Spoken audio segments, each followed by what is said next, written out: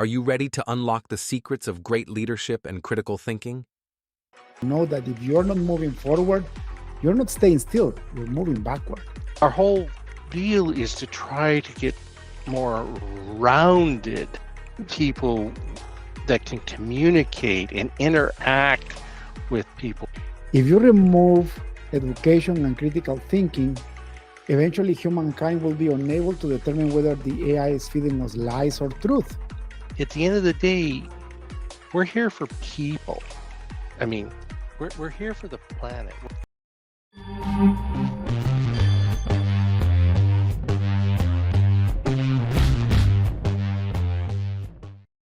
In this video, we'll dive into powerful insights from the Leaders in Tech podcast with Earl Dodd and David Mansilla. Embrace continuous growth. Earl Dodd emphasizes the necessity of perpetual learning and adaptation, stating, "If you're green, you're growing. If you're ripe, you're rotten." This underscores the idea that stagnation equates to regression, especially in fast-paced industries. I'm glad to be a warrior. I've been called many things, but a warrior is near and dear to my heart. For sure. And it's really about it's really a constant fight against good and evil, right? And if you are willing to do good, then you instantly become a warrior against evil. And this is where we're living at these days. And it's very obvious. You can see it in the news, in the media, everywhere. We just had an assassination of 10 to a 45, President Trump, right? Yes. One of the things that struck me when we were just introducing, I was just on, speaking of warriors, I was just on with speaking with some U.S. Army Department of Defense, and we talk a lot about force multipliers in the military, and what I think you're doing is trying to be a force multiplier out there against this good versus evil. And I'd like to add a kind of a third category in between those that are ambivalent, the lethargy, apathy. I see a lot of apathy right now, even in technology. I see apathy, and it's not good, it's not bad, but it sides with that bad. Because lethargy, you get left back. If you're looking at from a cybersecurity perspective, like I do on some things, well, you create injection vectors and holes in systems and things like that. So my grandma taught me that if you're green, you're growing. If you're ripe, you're rotten. So even as old as I am, I'm green and growing. And that's what a beautiful wisdom. Nothing stays the same in this world. Decay is built in the planet, right? Right after the fall of Adam and Eve, the Lord condemned the planet to be a rotten place. Yeah, there is circles of life, so that you never stays the same. This is actually a natural law. You can see it. If you don't paint your house, eventually it's going to get horrible, right? Well, and technology is the same way, whether it's in a hardware, software, or middleware. It becomes, even if left alone, it becomes either an injection vector for bad, through malware, or it becomes legacy and using up too much power to do the amount of work that it needs to do. I'm not saying that everybody has to go out and refresh every 24 hours.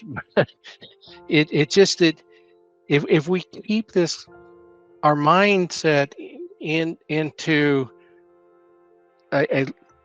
this growing, this learning, this thirst to learn, and understanding all the limitations and opportunities that bring with with it, I believe you have I believe you can change the world. Cultivate critical thinking. The discussion highlights the importance of critical thinking in navigating the vast information landscape. Dodd points out the duality of information consumption. We need critical thinking, and the other side of the coin is critical ignorance. This serves as a reminder to discern valuable information from noise. I agree with that. I'm going to challenge you a little bit here. I hope you don't mind, but this will probably come out in a patent here, but pretty soon. But I am a big fan of critical thinking skills. I believe that they've been forgotten, left out in school systems today. We used to learn that. We used to learn civics. We used to, I remember diving underneath the desk because of nuclear fallout. But we Pledge of Allegiance. Okay, that was okay to have 10 Commandments on the wall. All of those kind of things. Right now, what I believe we need critical thinking, and the other side of the coin is critical ignorance. And by what I mean by that is not being ignorant or an ignoramus, but to be able to sift through the stuff, the bias, the unworthy. There's a good piece of detail. There's a good amount of energy that's required to only focus on the piece that you need to be doing critical thinking on. So how do you sift through all of this stuff on the internet everywhere, that the vendors are coming to me with, this is new, this is better, this has a shinier knob than that one. But how do you sift through that? How do you ignore the irrelevant to focus on the relevant? And that's been one of my focuses here lately. Lead with responsibility. Leadership extends beyond authority. It encompasses a duty to effect positive change. Dodd remarks, at the end of the day, we're here for the planet. We're here to build a better place, emphasizing the ethical obligations leaders hold. We have a lot of folks on my team, and they say, "Oh, this new RAG model or this new GAN model, AI stuff." Looking at all of this stuff, and I go, "But what are they trying to solve? Mm-hmm. What's the problem? Is the problem that piece A and piece B don't fit together? Is the problem that there's a miscommunication?" We tend to get hung up on in my world, I'll only speak for my world, we tend to get hung up on the technology and sometimes forget about the return on that investment, return on that research, return on the capital. I'm with a company that builds interesting filters for life sciences instruments. So they filter out a molecule or things of that nature. Just incredibly precise, precision weaving and building these textiles and these textures to do certain things. And they get hung up on all these bits and pieces around in the technology, and wow, I need a super pod, or I need to do this. And I go, but is that really actually helping the person, with a drip, in an emergency room, or whatever it may be, wherever those filters are. And we tend to lose sight of, at the end of the day, we're here for people. I mean, we're here for the planet. We're here to build a better place. And if we put that back into engineering and science, and I'm not saying people don't do this, but we tend to focus on shiny, I call it the shiny knobs or squirrel or ball or whatever it is, and not really look at the people side. We kind of focus on the tech, the process, but the people. The one beautiful thing about WWT, one of the many things, is it's very much a people company.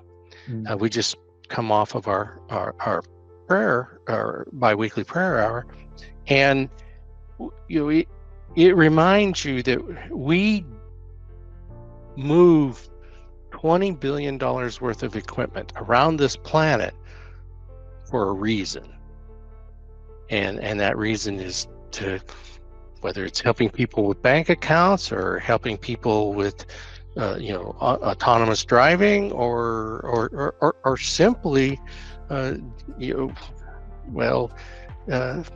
just keeping the utilities on. Balance technical and soft skills. While technical expertise is crucial, Dodd advocates for a well-rounded skill set. We need more rounded people. Not just technical skills, but soft skills too. This balance enhances leadership effectiveness and team dynamics. Our whole deal is to try to get more rounded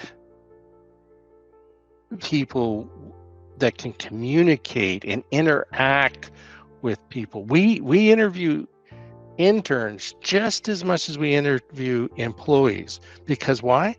Some of those interns are going to become employees. Yeah. And so we go through. So this summer we've got 220 of them, folks, and we got a couple on our team working, and it's very nice, sharp people, and they're thirsty to learn how it's done, which is different than in academia.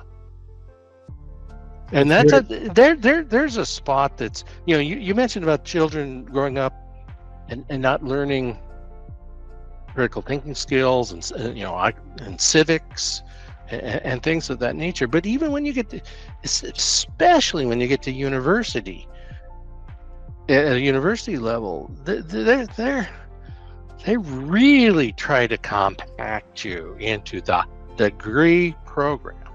Mm-hmm. And I am not convinced that is necessary. Degree programs might be okay, maybe if you want to go off, get your postdoc PhD and become a researcher and stuff like that. But we need more rounded people, rounded in the sense that they've got the soft skills, not only the hard skills, the physics and the math and the computer science, but they got to have a lot of soft skills. This episode serves as a valuable resource for professionals aiming to thrive in technology and leadership sectors, offering insights into personal development, ethical leadership, and the cultivation of a resilient mindset. For a deeper understanding, watch the full episode here.